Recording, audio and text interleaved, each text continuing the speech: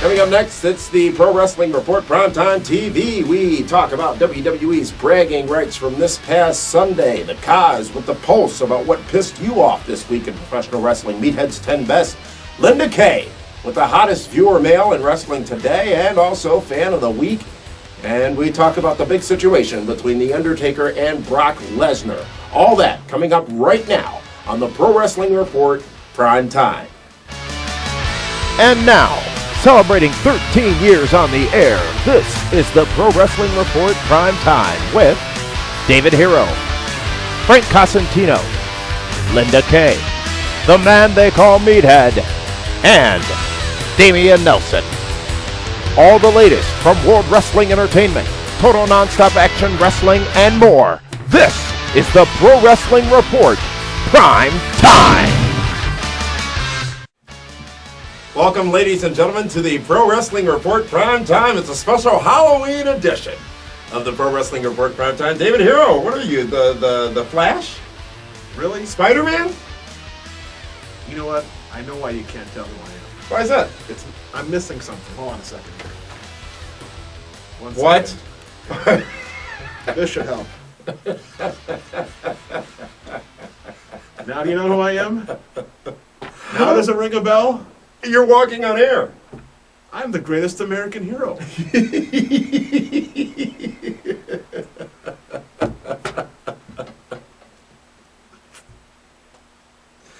Oh, for the love of God. That is tremendous.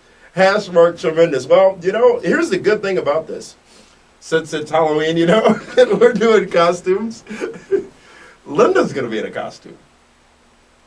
Well, I'm hoping she's out of a costume as well. Should be interesting. What was his name? Ralph Hinckley. Ralph Hinckley and Justin King here with you tonight. Official WWE referee. So, I thought you were that guy. It's really Justin King? That's me.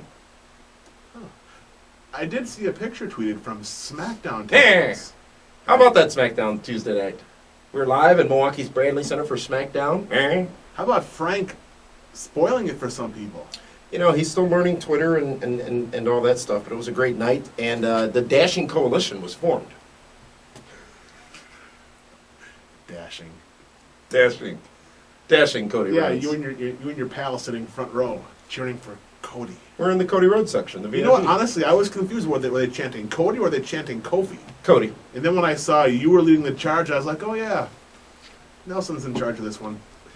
It's time now for our top story, and it's a big story, David Hero. As you saw last Sunday, The Undertaker and Brock Lesnar had a bit of a confrontation at UFC 121 this past Saturday night. The Undertaker was doing an interview with the website MMAfighting.com, a rare interview by The Undertaker. He was out of character. I can't think of any time I've ever seen an Undertaker interview, to be honest with you.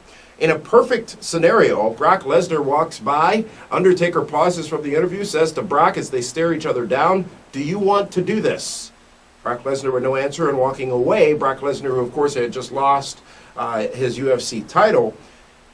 The question, David Hero, because there's been a lot of discussion about this, and if you haven't viewed the video yet, you can do so at pwrshow.com, but a lot of discussion about what this all means. Is there heat between The Undertaker and Brock Lesnar, or is this all a work, and Brock Lesnar potentially putting his foot back in the WWE world? If there was legitimate heat between Brock and Taker, I don't think Taker would actually be there. I think he would have been excited that Brock Lesnar lost. But it's just a way of Vinnie Mac wanting to find a top-notch main event for WrestleMania. And hey, Brock Lesnar against the Taker could be huge. Could be a monster of a buy rate.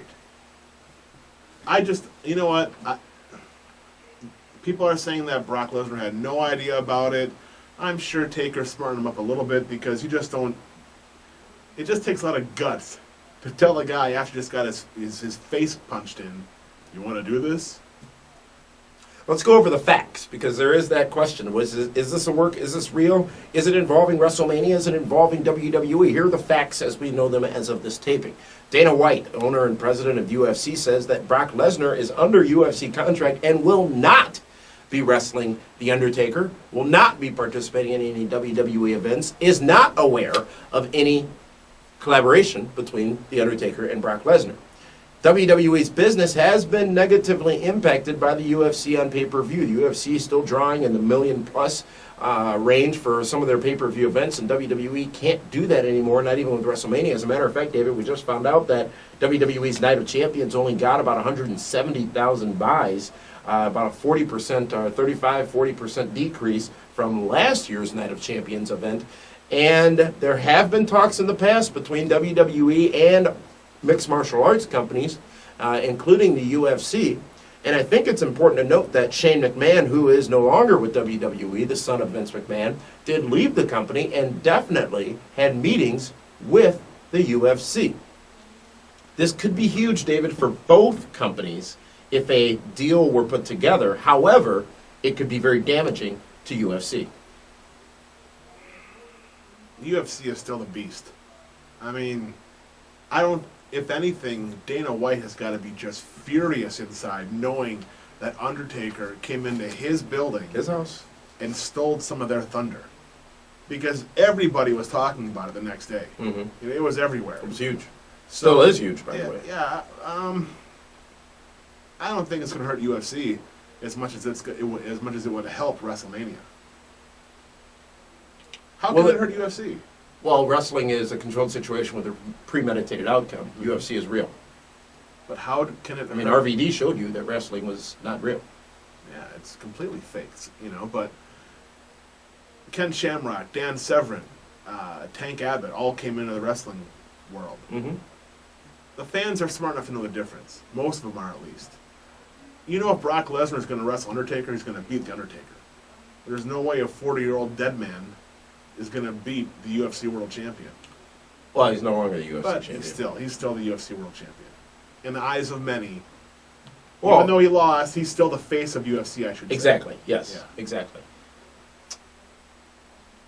The way it will hurt the UFC is the same way WWE's efforts with the XFL initially were hurt. I'm not talking about the failure of the company ultimately, but initially, how can this wrestling company put on a legitimate sport? And they were viewed as it was going to be fake. It was going to be. Muhammad Ali was in a boxing or was in a wrestling ring. That is true. That is true. A long-term partnership between WWE and UFC. Never will happen. If it were to, would that be good or bad for the business of wrestling? It would be great for wrestling. It would be terrible for UFC. Because then people say, oh, look, and now it's a work-shoot fight. Dana White is going to stay far away from Vince McMahon as he can. What, if anything, does UFC stand to gain from this? Nothing. They don't gain anything because they already are, the premier pay-per-view company, in the world right now. Mm-hmm. If you go into the toy stores, the UFC figures are right next to the Cody Rhodes and well, yeah, because no Miz one's buying figures. Cody Rhodes, so of course you're going to find them. You know what? Miz figures. That's right. In the spirit of trick or treat. Say trick or treat for me, will you? trick or treat. Here's your treat for you. I got you the hook throwing Miz. And you know what's cool about this Miz? Look what it does. It taps. Got an articulating art. It taps. And when I saw this, Unbelievable. I thought of you. Happy Halloween, Damian Nelson. The hook throwing Miz. No, it's the tapping Miz. No, That's what hook he's throwing. doing. That's what it says right in there. Yeah. You can do a flying clothesline. Uh-huh. Let's see who's on the back of this. Kofi Kingston. Okay. All right. But it taps. No, it doesn't tap, David. That's for the clothesline. That's reticulation. Looks like he's tapping. Thank you. You're Thank very you. welcome. Is there candy in here too? Well, he is kind of sweet. I'm sure you'd like him. So.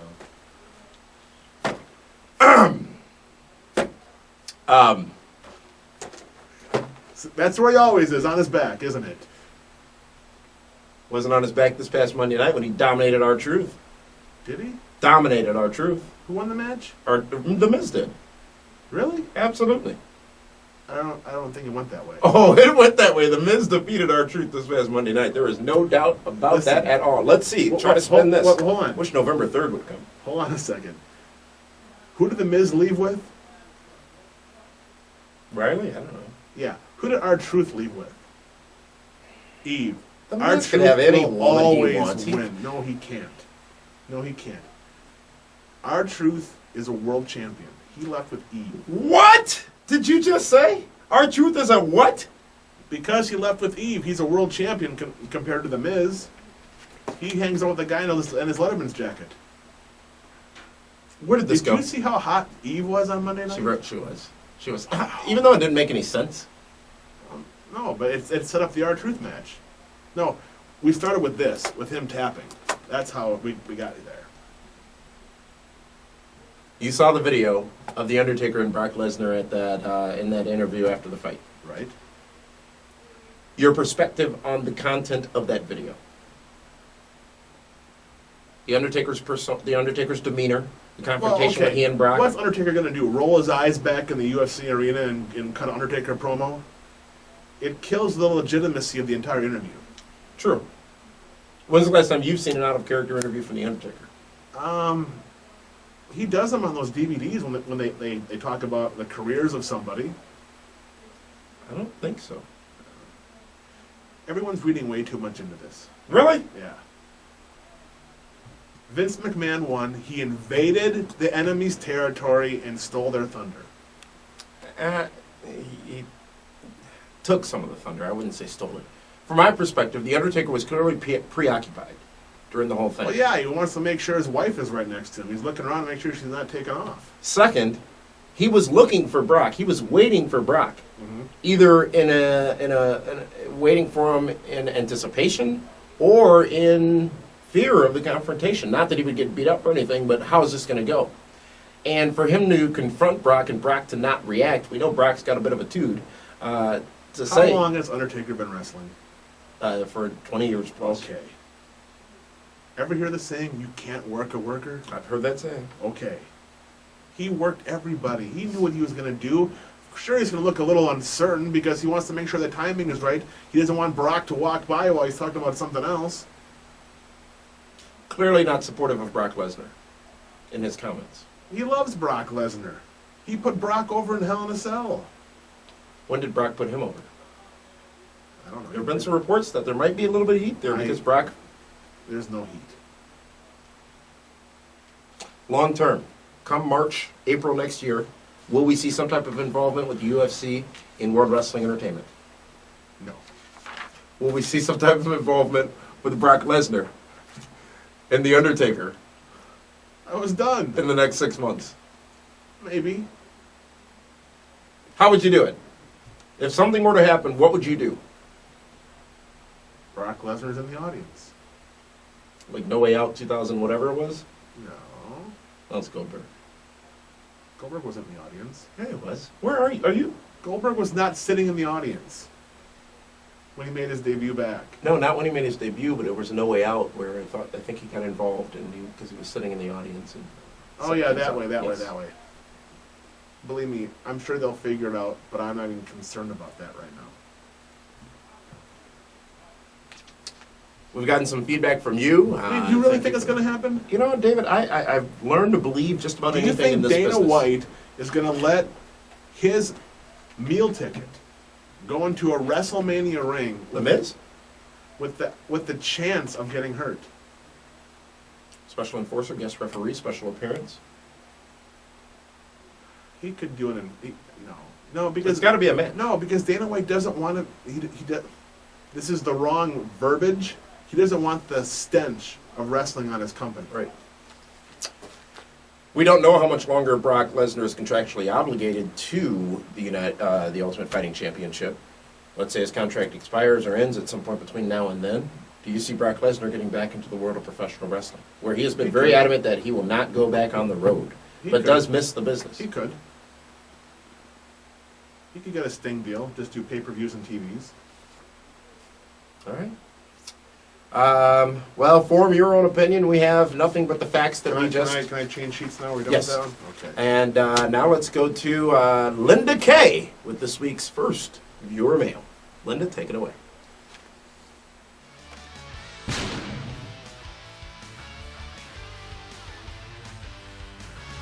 Thanks, guys. And for those of you who don't know who I am, I'm gonna be.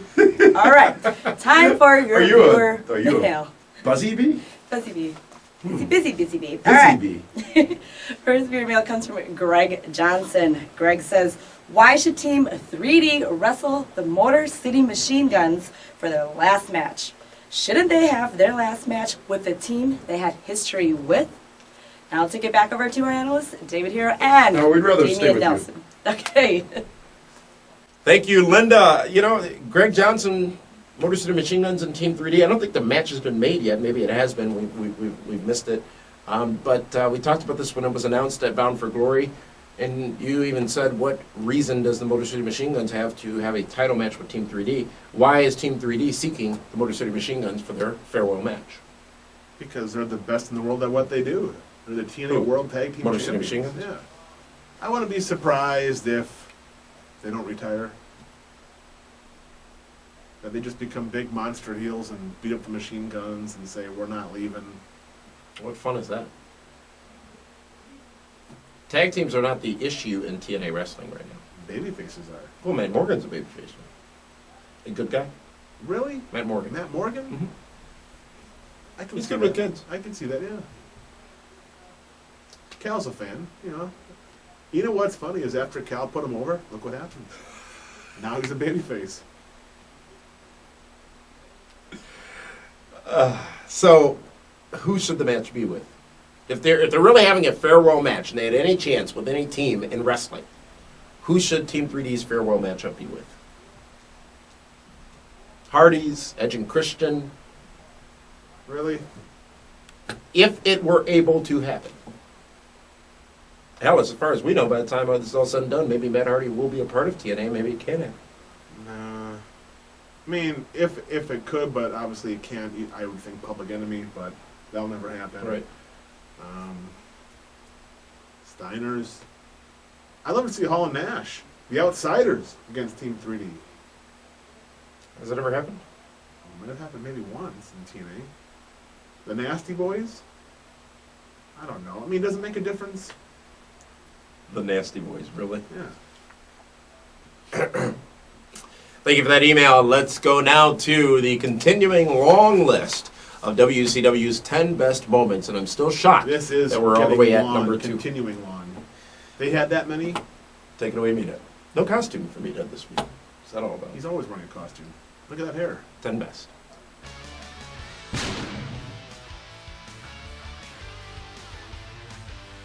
It's time for 10 best WCW moments of all time. We're going to be counting down WCW, WWF, Attitude Era, WWE, and ECW moments. 10 best, number 2. It's been in a very extensive list. We are down to the cream of the crop. Number 2, spring 1998. A certain Carolina boy was kind of shoved off of TV because of Eric Bischoff, and they said that he didn't want him on TV anymore. There was talk of litigation about getting him back on TV. You know, Bischoff had kept putting him down. Well, after all the vignettes, after all the build-up, Arn Anderson brings out all the boys to the ring. Arn Anderson brings out Chris Benoit. He brings out Dean Malenko, Steve Mongo McMichael.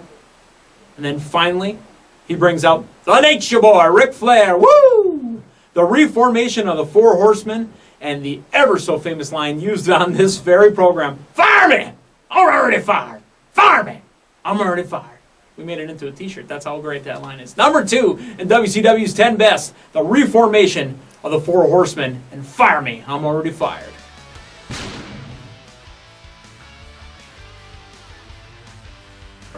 Thank you, Meathead, for this week's 10 best. David Who's Hurl, having a better hair day, me or Meathead?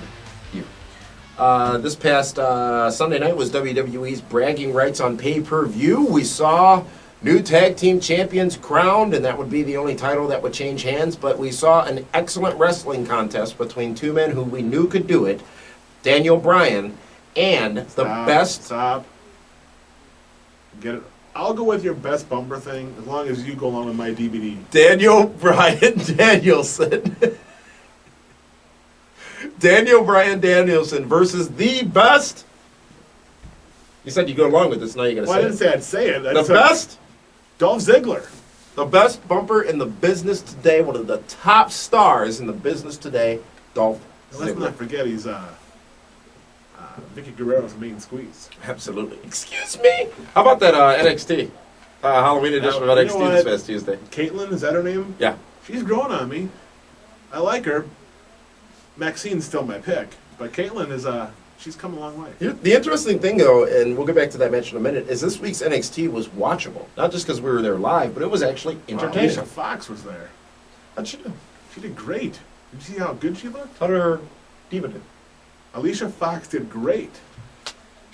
Always trying to stir the pot over this here. People are saying match of the year, and I always take that with a grain of salt because too many people want to put that claim on a matchup. This was an excellent matchup. This was probably the best match, not probably, this was definitely the best match on the entire pay-per-view show. We saw it again on Monday, and we'll see it again this Friday on SmackDown. These two men put on what they call in the business a clinic. Two guys that work hard, that they just get it. They tell a story. Each match they've told a story so far. A great one. Yes, even the one you're going to see, on SmackDown. Very, very well done. Daniel Bryan Danielson's a star. The crowd, which I think deserves some credit in Minneapolis, started a "This is awesome" chant during this matchup. Something you rarely hear in WWE, and it's very difficult to get a chant like that going at a WWE event with tens of thousands of people there. But this was one where it sort of fit, because I think it's a bit overused, the "This is awesome" chant. Yes, it is overused. No, he is awesome, not this is awesome. What's your hatred? Can we just, we're going in depth here. What's your hatred? What's your problem with everybody I like? You don't like Cody Rhodes, you don't like Dolph Ziggler, you don't like The Miz. I like Dolph Ziggler. I think he's great. I don't think he's the best bumper. Who is then? Alicia Fox. In the business right now, the best bumper in the business right now, David Hero, your true, real answer is? Hornswoggle.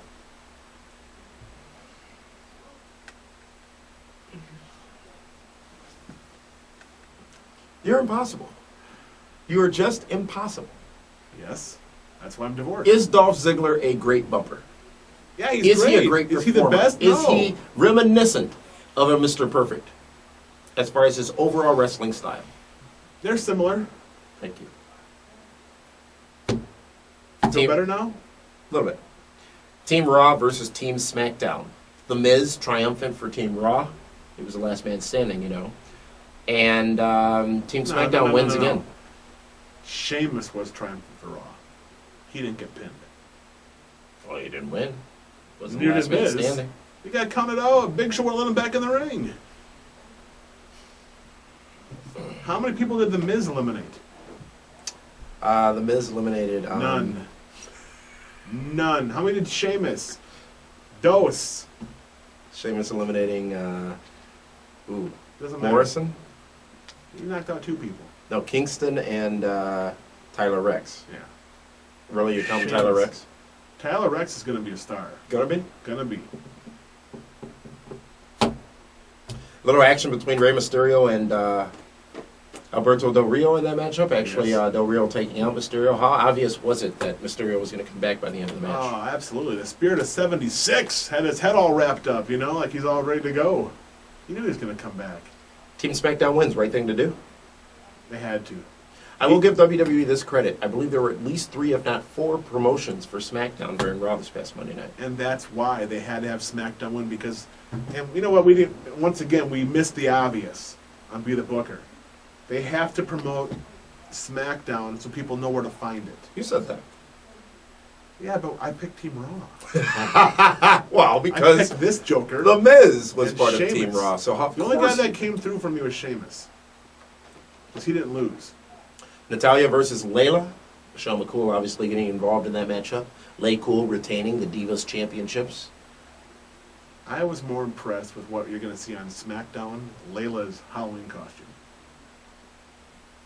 Brand new tag team champions as the former tag team of the Dashing Ones created and ended on SmackDown this week. Cody Rhodes and Drew McIntyre losing to John Cena and David Otunga, of course, on Monday night. I loved it. That was great booking. Really? Why not? It wasn't bad, aside from... It was something that nobody expected, but it made so much sense. You said what about John Cena being on the pay-per-view in a wrestling match this past Sunday? How many parents didn't order, or how many kids didn't make their parents order because they didn't think John Cena was wrestling? Maybe. That's a valid point, I think. He won the big penny, though. For a night. And exactly, and then more would go deeper within Nexus on Monday night's Raw. Buried Alive matchup: The Undertaker versus Kane. Speaking of Nexus, we saw Nexus involved in this matchup, actually helping Kane defeat The Undertaker. Seemingly, Kane not aware that they were going to participate in this matchup, and regardless, Why does Wade Barrett come out when he has a world title match? Right.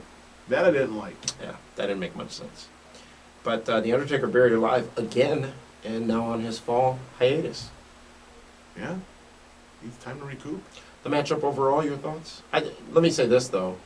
Buried alive matchups, in my opinion, are just stupid. Just doesn't make any sense. They're stupid. They're just... The concept is just flawed. Inferno match, stupid. Hell in a Cell, great match concept. Casket match, fun, exciting, entertaining. Buried alive, I mean, I can't get beyond the fake grave. It's like cartoons. Remember Voltron? That's a fake grave? Yeah. Taker really wasn't... No. There's probably a door underneath. So Taker and RVD are now proved that wrestling's fake. What a shame. Wade Barrett defeats Randy Orton. John Cena did what he had to do. He did. And you know what? It sucked. Wade Barrett should have left as the champion. Some are saying that those might have been the original plans for this matchup, but they've changed. I am officially sick of this Cena Nexus thing after Monday night. Really? Done. Could care less. Just, who cares? He's conflicted. You know, yeah. It's just... If Cena were to come out with the Nexus shirt, it could be a little more believable. But what'd you do, step on a duck?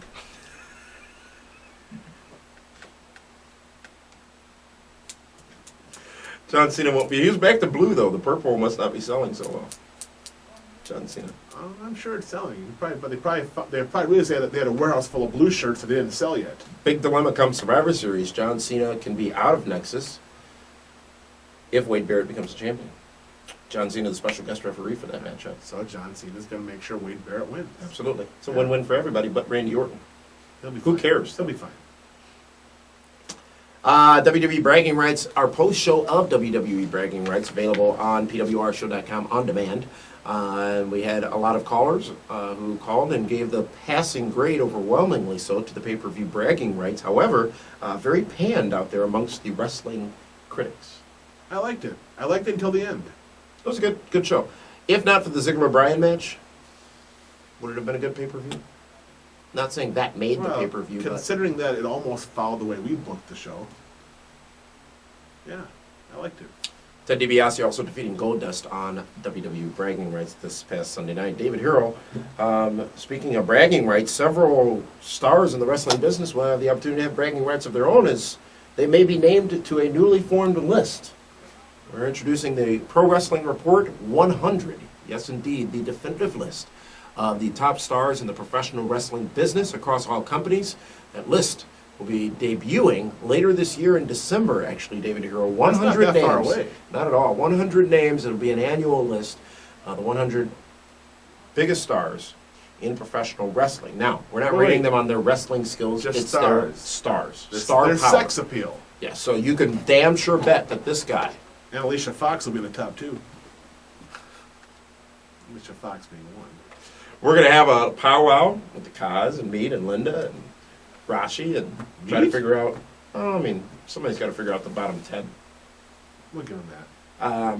But he can't... to put the list together. Well, And then, wait, I don't want the Kaz to bring in the Shockmaster and the Yeti. how about that Shockmaster reference on Monday's Raw? Or was it on the pay-per-view? It was on the pay-per-view from Striker. Really? I must have missed that. Not paying attention, right? The PWR 100. It's going to be a several episode series where we will outline the 100 biggest stars in professional wrestling, and it's going to be fun. Current stars. Current. Or- It's for or- 2010. Are there 100 wrestlers? Yeah, we'll get there. All right. I believe you.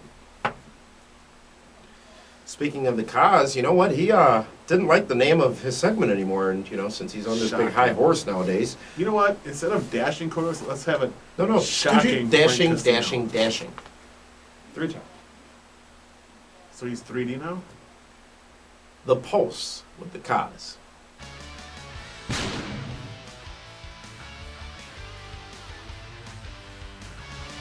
Happy Halloween, maggots! It's the Kabiss.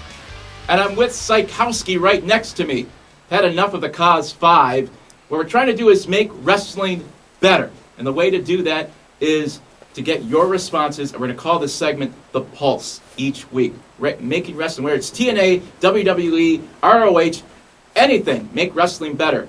What upsets me this week? DQs. DQs. That's a problem. No DQs in pay-per-views. You guys spend all your hard-earned money and you get a DQ in a main event, which makes it worse. The whole Wade Barrett, Nexus, Randy Orton thing, I kind of like where it's going, but on a pay-per-view doesn't work. How many times have I told you guys, WWE, TNA, on pay-per-views, have a winner. You can continue stories during the week, but pay-per-views, no DQs. That's all. What? No DQs. Just like Psychowski says here. I'm the Cabiss, and happy Halloween. And see your dentist, maggots.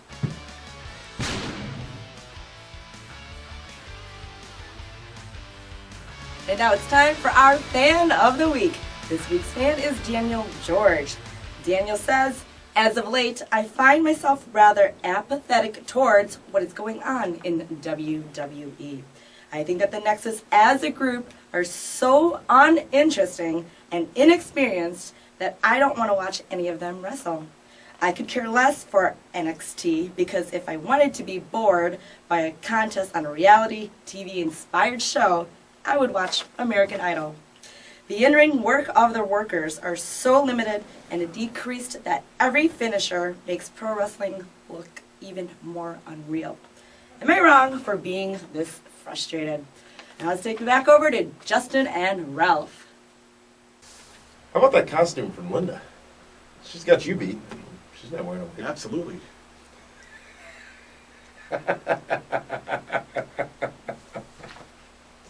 Our fan of the week, Daniel George. There's two A's in there.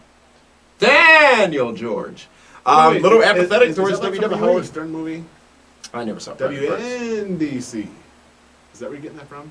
You know, Howard Stern's contract's up at the end of this year. You're going to try for, he might not do, he's going to do the show still, but see, he's Can Sirius afford to pay him? Yeah, they're fine. Okay. It's all stocks. Write-offs and stuff. Frustrated with WWE is Daniel George. Frustrated with NXT. Frustrated with Nexus. Very apathetic towards what's going on in WWE. Nexus is doing everything. The question Daniel has, though, is he wrong for being this frustrated with WWE as a longtime wrestling fan? No, not at all. I mean, if you're a longtime fan, you've seen a lot of great stuff. You know, you've seen TL Hopper, you've seen the Goon, Abe Knuckleball Shorts. Salvatore Sincere. Why would you be upset about the Nexus? Wade Barrett's a star. Husky Harris. Hey, how did Cabal do? How's he doing right now? He's on SmackDown. How did he do at the tapings on Tuesday? He barely lost. Jack Swagger. Oh, Swagger's. So he may have won, but the real winner, Husky Harris, and the Nexus. I'm not spinning it, I'm just being real. I can eject you, you know. That's fine. If that makes you feel better, by all means. I ejected Vicky and Dolph on Monday. I saw that. That was awesome. You just, that was Tuesday, by the way. That was Monday. On Raw. Was it? Mm-hmm. You know, it's just all. Are you here this week? Is that wig too tight? It is actually kind of, it's a little itchy, but you know what? I'm kind of digging it. You want to try it later? See how No, it works for you? absolutely not. Absolutely not. Daniel, fan of the week. You know, I appreciate where you are. I would give WWE some credit over the last few weeks. I think they've made their product a bit more intriguing. This John Cena thing, this Nexus thing, Dolph Ziggler and Daniel Bryan's matchups, and some of the big things going on over on SmackDown has certainly made the product a bit more intriguing. However, as we talked about earlier with the buy rate for No Night of Champions and their overall business, Raw, I think, got a 3.07 this past Monday night, which is horrible, but certainly lower than where it's been in at the heights of WWE. It's easy to be frustrated, but what's also very difficult to do is to just sit back and enjoy the product. Even in the best days of professional wrestling, whether it had been Nitro, whether it would have been Raw, there was a bad moment on each of those shows each week. It wasn't balls to the wall for 2 hours or 3 hours, even in the case of Nitro. Yeah, but the good moments were 10 times better than the worst. True. So you more easily forgot those worst moments. Thank you for that email, and thank you for being fan of the week, or at least Linda selecting him to be fan of the week. David Hero, TNA Impact this week. Saw a big matchup announced for TNA Turning Point on pay-per-view. Ken Anderson out. He's concussed. He is concussed. He's not doing very well, people. He's not very pleased. Well, he shouldn't be, because it wasn't supposed to be that way. Here we go. I'm confused on the Turning Point main event. Well, he's a babyface now. I don't think that there's enough emotional investment for the fans to want to see that yet. You know what I'm saying? Mm-hmm. GLCW Blizzard Brawl 6 coming up December 4th. I think now we have that's some a fan investment. big announcement here, though. We have determined who the Lifetime Achievement Award winner for 2010, joining Bobby Heenan, who received the award last year for the Pro Wrestling Report Lifetime Achievement Award. This year, Axe and Smash of Demolition will be presented with the Lifetime Achievement Award. Yes. Some would say one of the greatest tag teams in the history of professional wrestling, and their honor will be achieved as part of the 2010 Pro Wrestling Report Honors Ceremony this year. Axe and Smash of Demolition, the recipient of this year's Pro Wrestling Report Lifetime Achievement Award. And David, in conjunction with all of those festivities, Blizzard Brawl 6 on December 4th. Big names: Gregory Holmes, Ken Anderson, Serena. Well, we can call him Hurricane. Well, Holmes. until I had interaction with WWE Legal this week, by the way. Again? Again. Well, you try to pass yourself off as one of the referees. You get you in trouble. Mr. Anderson, you got Serena versus ODB versus Tracy Brooks. You got Is that a three-way dance? Well, that's a three-way. Absolutely. Then you got Demolition. Here comes the Axe! Here comes the Smasher! We're Demolition! No, they're Demolition. A walking... They're Demolition. Go ahead. Demolition against Beefcake and Valentine? See, he taps. See what I'm doing? See? See? He You taps. position... No, it's Rhino against Al Snow. It doesn't get much better than that. BlizzardBrawl.com. Of course, the Kaz will be there. He'll be managing somebody. He's the undefeated manager of Blizzard Brawl. And this guy, Damian Nelson. Have we found a job for you yet? Can I ref a match? I mean, I got the gear. Yes. I'll take a bump. Uh, Actually, really? I will be a bump-free ref, because I know where to be in the ring to avoid getting taken out. And you know what? There's a possibility that someone who retired a year ago may be making their return to GLCW Blizzard Brawl. Could be interesting. Oh. An unretirement in wrestling? Does Yes, that happen? it happens every once in a while. You know what I've been doing lately, because it's just so great? Watching a lot of old Ric Flair stuff. I don't think... Is there anyone, aside from maybe The Rock, who was just more overall entertaining in everything they did than Ric Flair? No. I mean, he No. is, I think, insane. In a good way. I mean, he's just... The one thing I can't find, though, is and hopefully Bobby maybe... Heenan was very entertaining. Oh, there you also. go. Yes, you're right. You're right. So that's a league of its own. Bobby Heenan, The Rock, Ric Flair. You're not going to throw the Pope in there while you're at it? No, Wow. it's not in that league. Look at you. That's about it.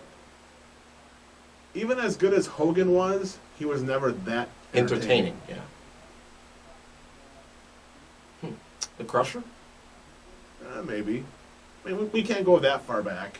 Yeah, You know? then it gets complicated.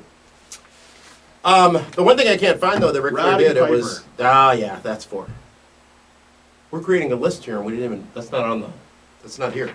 No, it's not. We're not supposed to be doing that. Well, you see, Frank's going to get all upset again. you know They what? attacked Hogan. I got the suit on. I'm not worried about that right now. They attacked Hogan on Nitro once, and Flair comes back marching to the broadcast position, and he sits down, puts the headsets on, and starts playing with the papers, tapping his arm on the table. You know, like he's the Doing commentator. his impersonation? Hello, This has been the Pro Wrestling Report Prime Time. Thank you very much for tuning in. Happy Halloween.